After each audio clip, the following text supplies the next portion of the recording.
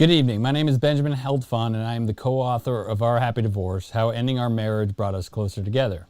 It's been a while since we've done a live stream, but we have what I think is one of the best topics since we started the stream, and we have one of the best guests to help us with the conversation around the shame of divorce. Unfortunately, Kate Anthony is not here with us tonight, and Nikki just teased us by saying she's going to join, but then flaked out. But we do have Susan Guthrie. Susan Guthrie is the founder of Divorce in a Better Way podcast and has been a top family law mediator for over 30 years. So without further ado, welcome Susan. Oh, I like So, Susan, before we get started, what happened today? And why did you do that to me? I do it to you. Yeah. I had no Wi-Fi all day. It's been like the worst day of my life. So, Okay. but it came back just in time, and here I am. And Yes, I just saw myself freeze. It did, and it was it caused me a lot of agita because I thought I was going to have to do this thing alone.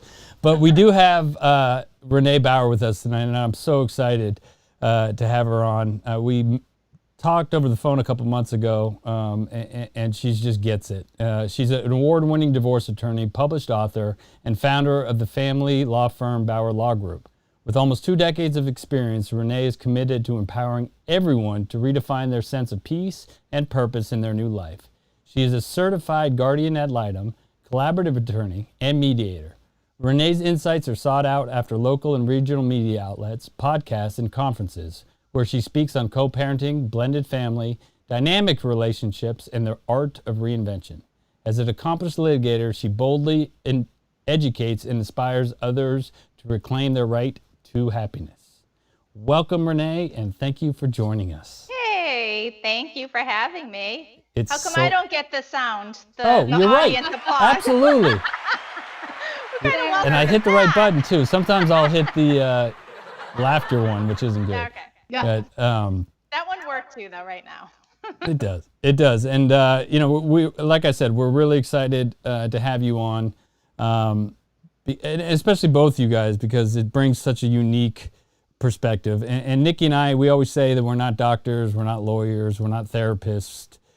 We've never stayed at a Holiday Inn Express, but we're just two people with an experience, around divorce. And we love doing this podcast or this live stream with professionals like you, not only because of your educational and experience, but also because most guests we have, if not all of them, have an experience around divorce, and you're no different. So if you, a little story about your divorce and what brought you to that point.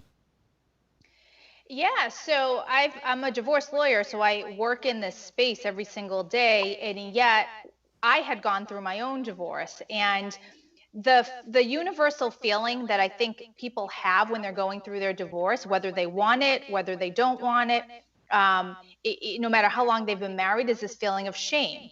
And so here I was, a divorce attorney, feeling that same exact feeling and being so embarrassed and so ashamed of my own story and not wanting to really talk about it. And so for the longest time in my professional world, I didn't talk about it. It was, I kind of kept a lid on it. It wasn't, for me, it wasn't professional if you talk about it. It wasn't like, I didn't want people in my personal world to know what my story was. And then something kind of crazy happened. I went on a friend's podcast and she started asking me questions about my divorce. And like, much to my shock, I started answering them. And after that podcast was released, I had so many people messaging me or sending me emails saying, thank you for sharing your story, because I felt that way. I was so ashamed. I was sitting in a hotel room crying. I had felt all of those things, but no one ever talks about it.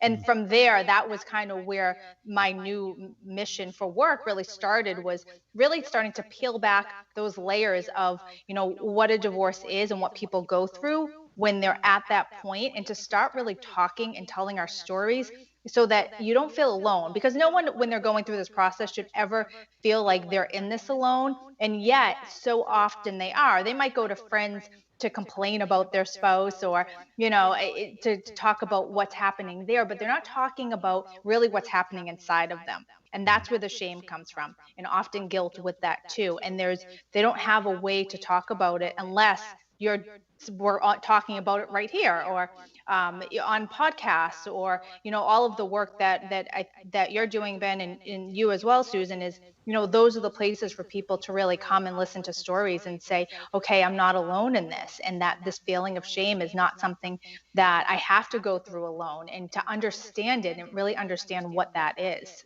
Yeah, and the power of relatedness. I mean, that's that is such an important tool or emotion to have to get through, the shame. To not first of all, I want to say that shame around divorce is an equal gender offender, right? Yeah. I mean, I went through it too, and but just hearing other people's stories, sort of gave me the sense that okay, it's okay to feel shame around it, and it's okay that it happened, and really, there's nothing I can do about it. Except for move through. One of the things that I hear is a stigma, right? It is the shame comes around the stigma. So I'm really interested, especially Susan, you've been around this for many years, and has it changed? Has the shame or been more accepted, or how has that stigma changed?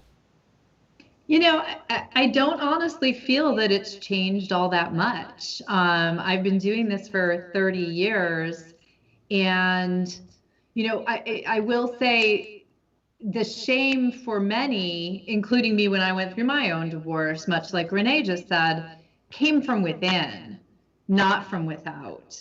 And another complicating factor, and Renee and I practiced law in the same county, in the same state, in the same town for quite a bit of time. So one of the things that complicated my divorce was going through a divorce as a divorce attorney in the court where I practiced my divorce practice in front of my colleagues and my judges and my friends.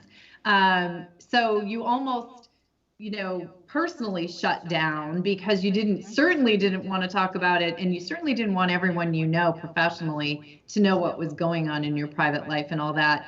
But it's a funny thing with the shame. I really do feel it's so internal. And I feel that people's experience of it's tied to that failure concept.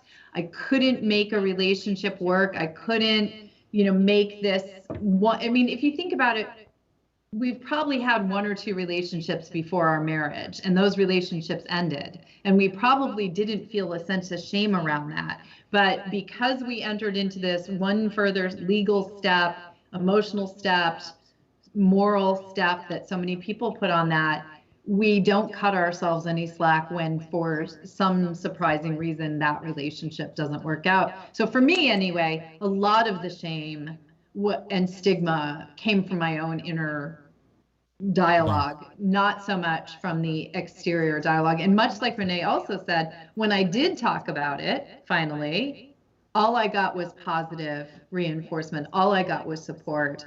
All I got was, thank you for sharing, and you just helped me. So, from a non-professional lawyer in that world, one of the things, and it's so true, the internalizing, right? But for me, it was about ego, and Bella's on, and really about meeting another woman, and telling her that I was divorced, and what does that say about me? What's she thinking? I go, this guy must be a disaster.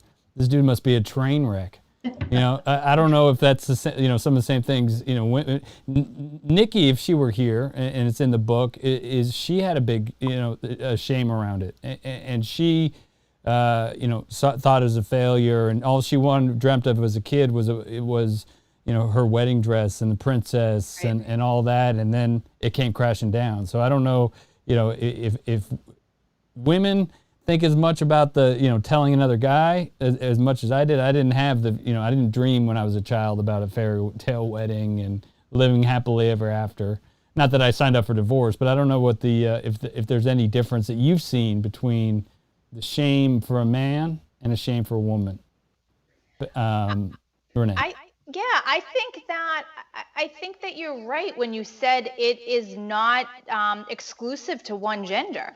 I think across the board, I think that it has really nothing to do with whether you're a man or a woman. It has to do with everything else that's happening inside of you. So, for someone who wants the divorce and their shame may come from a different place than the person who was their spouse told them that they want the divorce. And that really doesn't matter whether it's the man or woman. And so, for me personally, it was the shame was around, I had this big wedding, the fairy tale wedding and the big dress. And how do you go and tell all of those people who were guests? And if I'm not telling them, then someone in my family has to tell them. And they're not getting their gifts back, right? And they're not getting those back. Right. They're getting divided. So, and I think like that's where it came from me. And I think that, for other people, it's something different. It might be having to do with what friends are going to say, what family members are going to say, or that concept that Susan talked about is just feeling like a personal failure. And like, I'm not good at this, or I failed at this relationship. So what does that mean for my future? Am I going to fail at every other relationship? So it really has nothing to do with your gender at all, because I think it is a universal, that shame, that guilt, that uncertainty, the overwhelm. I think that men and women both feel that way, and they're both wondering, what am I going to bring to the table in a next relationship? I'm damaged goods. Like, that's kind of like the one that kind of got, that I think of, or like, you have baggage. We say someone has baggage, and that's often associated with the woman. Like, she has kids and she has baggage. And so who's going to want you? What when you step into a next relationship, what are they going to think of you? So I think that our experiences are similar to the experience that you had, and what your thoughts are. I just want to remind people, if you're watching, you will never get free legal or better advice anywhere on the internet, anywhere in the world than right here with the experience that we have. So feel free just to drop a question in the comment box, and Renee or Susan will answer it. I will not. But talk about the separation of emotion and the business deal of divorce a lot. And divorce is an emotional petri dish. It's got every negative emotion you can have just stirring up there, creating a nasty concoction. But how can people work through the shame? Like, what tips would you give for people to go through it? I tried every which way to go around it. That didn't work. I had to go through it. So what tips can you give people, Renee? So you can't quick fix your feelings. And I think when you try to put a Band-Aid over it, and you try to jump over it, or you try to jump into another relationship, you're avoiding what you have to go through. And you're right, you have to really like trudge through the mud to get out the other side, and there's no shortcut there. So I think you have to sit with yourself and learn to be with yourself first, and really just allow yourself that time and space in order to heal. And, I tell people, date yourself. So spend time alone. Don't try to fill it with a lot of people and things. And it's great to keep yourself busy and do things that or you find joy, but it's also, you don't have to spend every waking moment filling that, because you're really not getting to the root of who you are and trying to understand what it is that you need out of a relationship, so that when you go into another one, you can make sure that you're not just jumping into something because it's filling time or their company for you, and that you're actually entering into that relationship knowing what it is that you actually need and want out of a relationship. I don't think there's something you can do to actually not feel the shame. And I think, like Susan said, it's something that's inside you. And if you're going to feel it, you're going to feel it. And I think you just maybe recognize what you're feeling and understand that that comes from a place of just feeling like the stigma of what divorce is, and how long that we've, the big D is a dirty word. And so when we start talking like this and having conversations, that your divorce isn't the beginning and end of you. Like, this is just a blip in your life. It's just one small moment. And if we look at the stats of divorce and whatever they even are now, it's always been 50% for a while. But think about that. So half of the relationships or marriages are not working out. So you're not alone, and that's okay. And just because you're with someone not at that point and you decided that was what you thought you wanted, and something happened and it no longer works, or it's unhealthy and toxic, and you've decided to make another choice and move on, that's not a failure. People, I think that some people, you bring two people together and their dynamic can be one way, and then you put them with other people and their dynamic can be completely different. So maybe your spouse wasn't the perfect fit for you, and that's not a failure. It's an opportunity to really embrace what more a joyful life, happiness. Like, when people growth say opportunity. And it's a growth opportunity. But when people say like they're going to stick it out to the very end, and listen, I'm all for saying go to marriage counseling and do the work. But when someone stays in a situation that is unhealthy or is unhappy, I think it's sad. And we see clients who will come to us and they're like, okay, it's time for the divorce. Our kids are off and out of high school and off in college. Like, that's really sad. That's a big chunk of their life that they just let pass them by because they thought that they were doing what was best for the kids. But is it really? And in the meantime, they're not really living a happy life. And to me, I think that the kids, I think at least my son, in our experience, was so much smarter than we gave him credit for, right? And what you think you're staying together. And again, I don't think any of us are pro-divorce, right? Or, Right.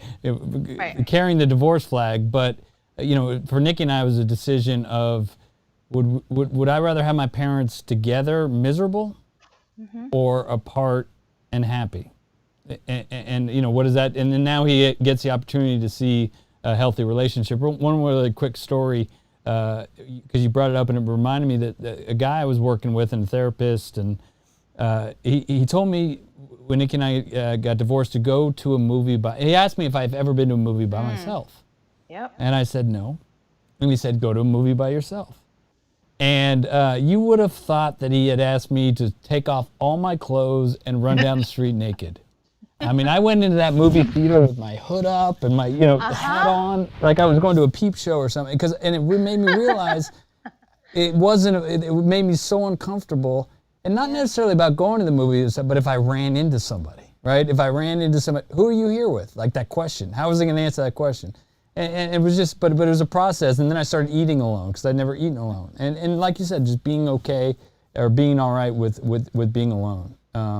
And through that whole process, I think that the other thing is, and I saw it on one of your YouTube videos, separating the emotional part with the business part and dealing with that emotional part first, and what a big difference that can make. And I know Susan, we've talked about that before, and what a big change that can make. People come in sort of spiritually fit, or not having all this resentment. Yeah. Well, and there's, think about the process of divorce itself. There's nothing self-esteem building or positive truly about that experience, right? It's all of the bad emotions, which frankly, Renee and I, working with people who are going through divorce, we see people behave very poorly. So usually while their marriage is breaking down, people are behaving poorly. And during the divorce itself, it brings out not necessarily our best sides. And that goes both ways.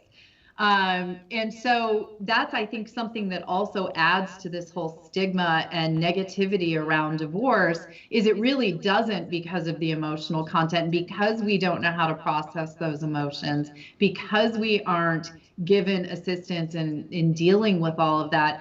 We just wallow in the negativity and the bad process. And then what happens when we don't behave well? How do we feel about ourselves? How do we feel about the entire experience? We feel shameful. We feel badly about how the marriage ended. So then what do? We try to make it somebody else's fault, because we can't, a human emotion is not to embrace our own faults. It's usually, I talked about this earlier today with someone, we have a tendency to focus on what the other person did wrong to bring about the end of the marriage. And there's nothing about that dwelling that's going to move you forward and move you beyond the shame. You're not dealing with any of your own emotional and internal feelings. You're just spreading the negativity and continuing it. So, you and I, Ben, have talked about, because you took that time period, right? You took time. You knew a divorce was coming. That decision had been made. You were running out to find the shark, and then you took some time off, and you took another path, and you did the internal work, and you started off your conversation with Nikki. I always love it, with an apology. And there's something about that apology that deals with the shame as well, I think. Right. And to make it, to again, non-intentional with that apology. Like, I wasn't going in there to, egg it on Nikki like I'm the bigger person, that I'm apologized. But it was just to let, worry about me and worry about my healing. And then without any expectations of how Nikki was going to react. But, it turned out that, she then apologized to me, which was the first and only time either one of us has apologized in the 22 years we've known each other, 24 years we've known each other. So, but it was that process that, it didn't become, after that coffee shop meeting, our happy divorce, but at least there was some freedom, there was some movement, there was some cleanup. You had a foundation.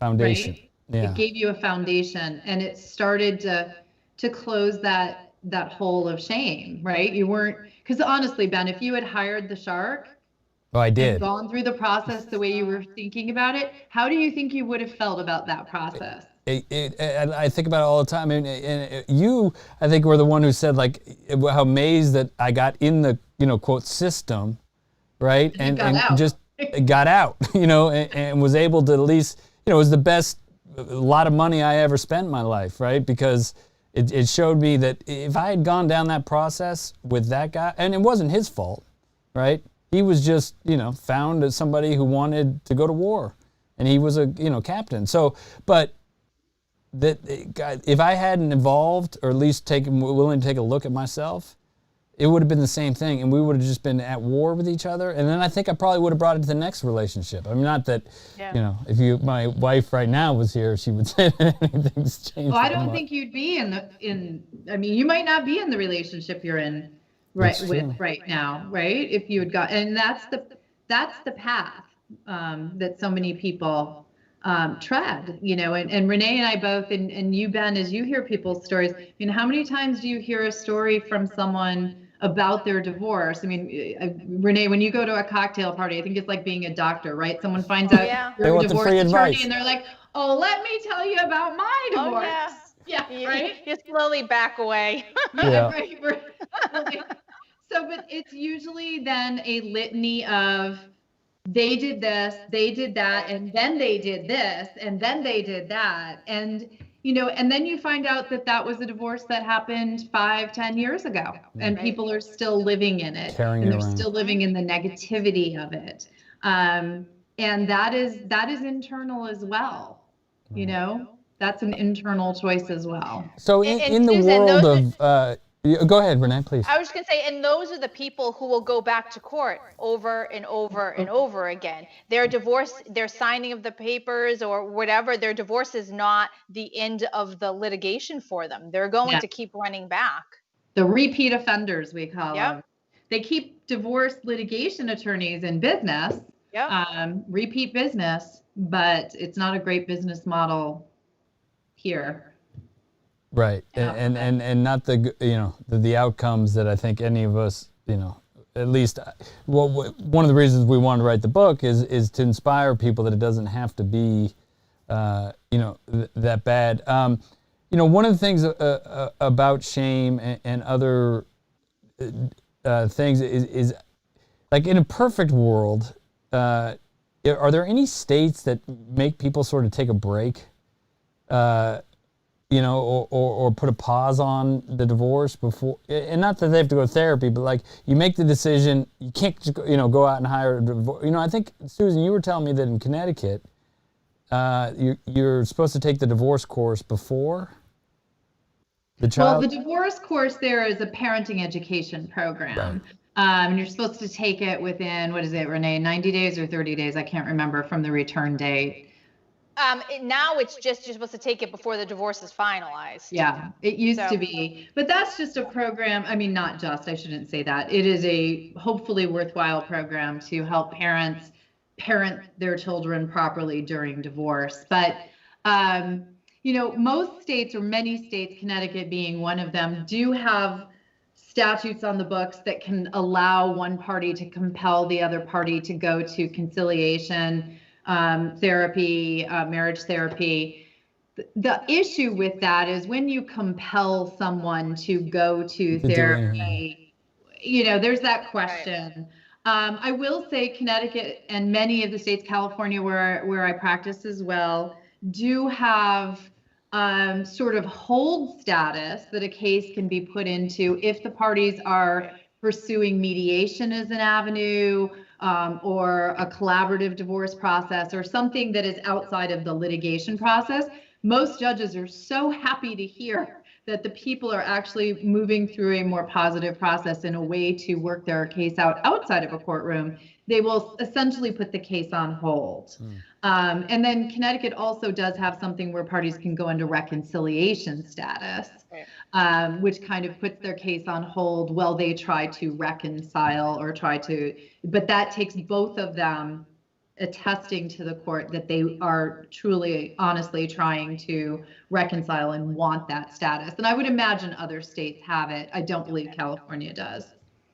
Renee, one of the things that, I have to get myself out of is the world that Susan calls the unicorn, our happy divorce, where rainbow waterfalls happen all over the place. But obviously that's not the case with all divorces or most of them, but what advice do you give to either a man or a husband or a wife who is willing to work through the problems and work through these issues of shame and all the other petri dish of emotion, fear and anger and all that other resentment, but the other one's not? And how can you get to a peace, inner peace, and still, co-parent, still be, that spiritual giant? It's not uncommon for someone to be further ahead emotionally than the other person. And so you'll have someone who wants to rush the process, and they've already moved on and they've already decided where they're going to live, and the other person is sort of stuck and trying to hold on to the threads of the marriage. And so the court's going to allow the case to move on so long as one person wants to. So in that case, that other person really should always get some sort of therapy. Mental health counseling is always, I recommend that to anyone going through the divorce process. If you've never been before, it's always, this is the time to start going, at least for a little bit, for that added support.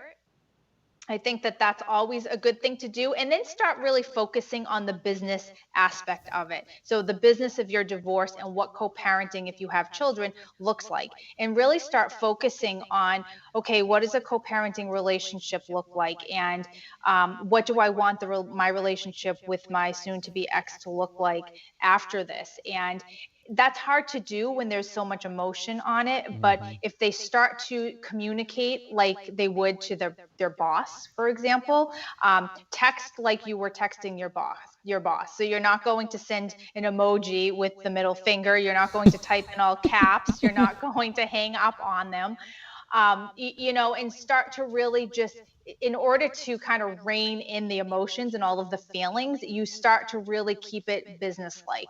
And hopefully all of the emotions that person has catches up with that, but you just start almost faking it till you make it, because that's the only way that especially parents where there's high conflict, that's the only way they're going to be able to co-parent in a way that is healthy for their kids. And that's really the end goal, is because their feelings for each other, and whether one person's at fault or not, and all of that, if that continues to come in and seep into their co-parenting relationship, it's going to seep into their children's lives, and their kids are going to they're going to feel that impact. They probably have already felt it all along in this process. And it only hurts them. So it's always, it's that popular saying that's out there kind of in the divorce space, is love your kids more than you hate your ex. And that's sort of a mantra to live by, because your kids need you to be civil parents. They need you to be parents, right? And supportive parents that respect each other. And your kids are allowed to love both parents and not feel anything or have that be torn. That picture with the kid in the middle and their arms outstretched and like the tugging. Your kids should not be that, and they don't have to be, because there are, like, Ben, you're divorced, you're happy divorce. I'm sure it's not all happy, but the concept of that you can actually co-parent in a really healthy way, and your children can be healthy even though there was a divorce. That doesn't mean that your kids are damaged. And the statistics are clear that it's conflict that causes problems, and not the divorce itself. One of my favorite expressions you just said is "fake it till you make it," and that's exactly what Nikki and I did. That was our sort of, marching band. It wasn't about us showing up. One thing that I saw that you did, and I'm wondering how it went, talking about doing something, or if you're on a different path, is the co-parent coffee challenge, which I absolutely loved. Can you talk about that? Yeah. So it's just I called it the hashtag co-parent coffee challenge. It's something so simple. The simplest thing of bringing coffee to your co-parent. So say you're going to pick up your child or drop them off, and you text the other parent to say, hey, do you want a coffee? Or you show up at a soccer game and you have a coffee for them. It's the simplest thing that can really change the tone between the two parents in that moment. So for that 1 hour, if you're sitting on the soccer field, maybe the tone has shifted just a little bit. And we're not trying to move mountains here. We're not trying to undo maybe 10 years of damage and emotional damage. We're just trying to just shift it just a little bit. And then the next time around, you do it again. And then maybe they offer it for you. And so they're almost like little mini peace offerings that you're offering along the way, and just resetting. Because what you're trying to do is create a habit of really of civility. And so when you come in contact with each other, someone's not coming out of the car all angry and they're annoyed because of a text exchange that just happened. They're coming out, hey, here you go. I mean, how can you be angry at someone when they're handing you a cup of coffee? And maybe they still are a little angry, but then their tone just changes a little bit. So that's my challenge, is that to encourage co-parents, when you have an opportunity where you're going to come in contact with the other parent, pick up a coffee for them. It's so perfect. It hits home so much to me, because at that coffee shop meeting, and I didn't, like, looking back on it, writing the book, sort of went through the process, because I didn't really take it from Nikki's side, because I called her and I asked her to coffee. And so after she hung up that phone, she's like, okay, all I knew was this angry, bitter, hateful, whatever I was, right? And it was all Nikki's fault. And then I called her and asked her coffee. So she didn't know what she was walking into, right?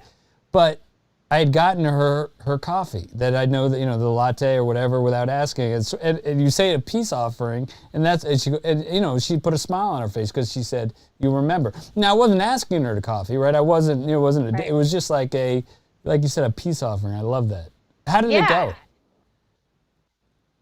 Well, I was going to say, I love the idea, Renee, but I had a case where the ex-wife brought the coffee to the kids' game for the ex-husband, and the new girlfriend thought it was something that was like in her face, and it ended up causing a scene at the kids' game, and the police were called over the cup of coffee piece. And whether it was a peace offering, it was taken as I knew him first. I know what he likes in his I don't know but it was really, I mean, this is how low people can go, unfortunately. Maybe she should have gotten a second cup of coffee for the girlfriend too.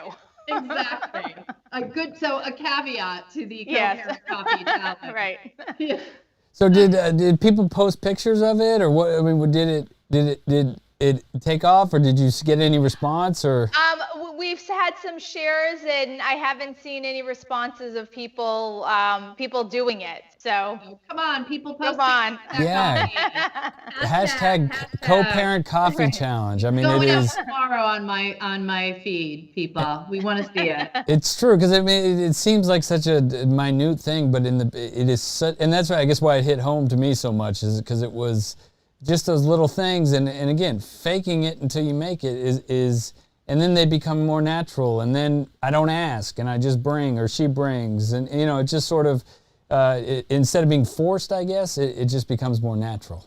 Yeah, and I think you're creating the habit of what communication looks like or interactions look like with the other parent. And if the other parent's always agitated and they're always, angry or texting angry text, and you're not responding that way, eventually they're going to stop because they're not getting that reaction. So it's the same thing. If they're kind of puffed up when they see you at the soccer game and you're showing up and saying, hey, here you go again. And, at some point they're going to not be so puffed up. Well, and it's also a nice thing because it reminds, hopefully, people of when they were kinder to each other. I mean, most relationships do have some time in the past where you gave each other a cup of coffee, or something that normal and small in a day was a positive thing. And people are so entrenched in all the negatives of what's happening and what has happened. Maybe just that nice little normal thing, or bring them their favorite soda, or bring them McDonald's fries because that's their favorite thing, whatever that might be. Putting aside the girlfriend moment, but yeah. Hey, you can't make them all happy, right? Right. Can't make everyone happy. Renee, I know that we talked a little bit before, but this course of yours, and I'm just getting into it. It is phenomenal. It's called the D-Course. Can you just walk us through what it is and where people can find it? And I'm going to share. Hopefully, this will work. Oh boy. So the inspiration from the course actually came from all of the years that I've been doing this work as a divorce attorney. And what I found was that with most clients, it was so much more than just legal work. And you as a divorce lawyer are helping someone work on their mindset, set reasonable expectations, set goals, in order to make those decisions for their future. So the law is what it is, but people get stuck on the other stuff. They get stuck on having unreasonable expectations, or often we will hear, well, my aunt's cousin's best friend from California got this, and so I should get this.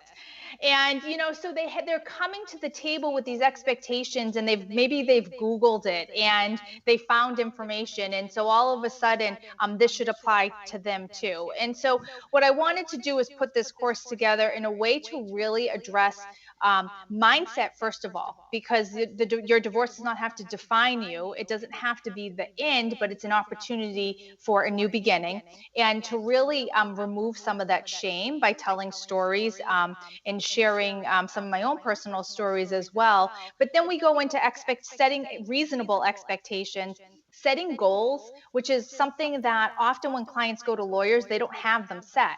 And so our job is to try to figure out what the client's goals are. If the client can come in and say, okay, I've written down all of my goals, and from least to most important, then you're actually helping the attorney do their job. So I also walk through how to decide whether you keep the house or not, which is often a really big thing that people want. And they're emotionally attached to this house, and they don't care if it's not affordable. They just want the house, and so we really take a deep dive into whether that makes sense or not, as well as how to divide personal property, what parenting plans look like, and even dating after divorce, and when you should date, and what to look out for, and when is it not the right time to date. So I put all of that together in a video course with ebooks and guides and lists to really help someone at the very beginning to become educated about the process, and so that when they do go to an attorney, they know the things that they should be asking, or starting to at least conversations that they should be having, and they have some reasonable expectations around all of these things. So you can find the D-course at my website, which is www.msreneebauer.com. And Susan, if it's not Renee's course, but it's something so how can something like this help people through the process? I mean, I love it. It's a clear path, clear mind, a clear future. I mean, in your experience, how can something like this help? Well, this is, I mean, you said the word there, Renee said the word, it's the future. Because I firmly believe, and after dealing with people who are going through divorce for so long, they are, for the most part, mired in the past, sort of on hold in limbo in this place of divorce. I call it the 8th rung of hell, and divorce limbo, but they are hardly ever looking at that future. And so they are existing, and they're moving towards something sort of it's going to happen, but they're putting no thought into it. They're putting she just said one of my big ones, they want that house. And then they find out a year after the divorce, they never could afford that house. It's the biggest drain on their finances. And it's all because their focus is so backward, and they're just in this holding pattern, and they've put no thought or time into this true opportunity. I always say that divorce is an opportunity. It's an opportunity that we get very rarely in life to create a new future, because we suddenly, as so often just doesn't come along in life. We have this opportunity. Do we want to go back to school? Do we want to change careers? Do we want to, depending on circumstances, move to a different place? Live in a different type of home? I mean, you get to start making some decisions that are solely about you, or about you and your children, without taking somebody else into consideration and the needs of that other relationship. And it's actually a really wonderful opportunity, but people are, for good reasons, people are very caught in that moment or in the past. And unfortunately, then they lose that opportunity of the future. So when you see people fighting or wanting the house and being so attached to the house, is that a decision wrapped up in emotions and not business? Is that a fair experience? I mean, it's like the person. I mean, the way I see it is from a somewhat businessman, is, and the number one rule of business is to keep emotion out of it. Right. And this is meant, and I say it all the time, and it sounds apathetic, and it's meant to be apathetic, but divorce is a business deal. It's a transaction, and unfortunately it's wrapped in, all of these emotions. And I'll never forget, this was before Nick and I got divorced, but I was sitting having coffee with a friend who's a divorce attorney, and he just came and wiped out. And he had just been in a 4-hour mediation or whatever he was with the client. And they were arguing over that 4 hours over an espresso machine, right? And we're both just gonna nod and smile. Yep. Yeah. Right? I mean, because it wasn't obviously wasn't the espresso machine, because I asked the guy how much the espresso machine was. They could have bought 10 of them for the amount of money that they spent on that. So is that? I mean, when the person looks back and says, "Oh, I really didn't want the house," is it just because of the emotional attachment, or they want to stick it to the other person, or is that what they think they want? Renee? I think that people often want to hold on to the house because it feels like a win to them. And it feels like, if I got that house, then the kids are going to want to come here more. whether it's mom or dad, that's one piece of it, but sometimes it's just overwhelming to move.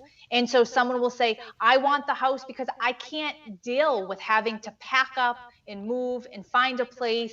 And so it's easier for me to stay put, regardless of that I can't afford the house. I'm going to just stay here and I'll deal with it later. And they're kind of punting the issue, which is usually a big mistake, because we find out, we hear that they can't afford the house. And so, I think you're right. It's absolutely, they should be looking at it like a mathematical equation and really working with numbers. And sometimes you have people who just aren't numbers people. They're not the ones paying the bills, and they're not looking at it like that. And they're really looking at it like it's, it's this emotional decision. But when you break it down and you start looking at, can you afford this house? What happens if it needs a new roof? What happens in the winter? Do you really want to be having to plow the driveway, or does it make sense to go somewhere else? Those are the conversations that often lawyers have with their clients, hopefully. And the ones who aren't, and they're just saying, okay, you want the house, you want that, that's fine. And then, we find out later on that they're house poor and they can't make ends meet. And so just really quick, Susan, so that in that situation where the lawyer, hypothetical lawyer, is looking at, okay, you want the house, we'll get the house. That's a win and a loss decision for the lawyer, right? That's us versus them. Wins and losses, chalk it up. We got the house, we won. Good luck. Right. Well, to a certain degree, when you are somebody's attorney, your job is guided by their wants. Our job is to advocate for our clients' desires. So we can advise them. It's attorney and counselor at law. We can counsel them. We can do what Renee just so, beautifully said about showing them spreadsheets about why it doesn't work. We bring in certified divorce financial analysts to run through the budget with them. But when there's that emotional component, and it could be the emotion of, people usually put a lot of time and energy into their homes. Homes usually have a lot of memories involved in them. They are usually where people's social lives sort of emanate from, and people hate change, and they're already going through a huge amount of change. So the home becomes something that is so much more, emblematic of, everything for them. And so to them, it is a win in that moment because it's an emotional thing. But it's the year down the road after the divorce, when every penny that they're receiving in child support and spousal support and income is going into the maintenance of that home, because now it's a one income home, not a two income home, right, like it might have been. The win starts to feel like a loss. And I would imagine Renee's heard the same thing I've heard from clients a year down the road. Why'd you let me do that? Yeah. Right. And you're like, oh, no. Because I'm not your therapist. Right. Well, I don't know if this is a result of taking the emotional side out of it, or maybe that I'm, was good with numbers, but the house was never an option for me because I knew that I didn't want to be in that house and walk around because of, it wasn't it was happy for a little bit, but it wasn't, I didn't want to be in that house and have to look around and, and just have all the memories of something bad. So I don't know if that, again, it was the result of doing the work, emotional work first, or, something else. But the last thing I wanted to do was keep the house. Yeah, and the last thing Nikki wanted to do, is she kept the house, but she sold it, 6 months after and got the hell out of there. I tell clients what a great opportunity to find a new space and make it entirely your own. You can paint the walls whatever color, you can decorate it however you want. You can create this dream space, and it can look any way you want. I think that there's something so empowering and liberating and just so peaceful about really creating this new space for this new phase in your life. Well, we are approaching the time where speaking of lawyer fees, that I have to pay Susan overtime. So I can only afford 1 hour of her, what are you, $1,500 an hour now? Something like that. But Renee, where can people find you on social media, your website again? So my favorite place is Instagram. So my handle is @Ms. Renee Bauer. And if you go there, then it will link up to everything else I have going on. And yes, it is her favorite place, and she puts out amazing content on there. So that's Miss Renee Bauer. Yes.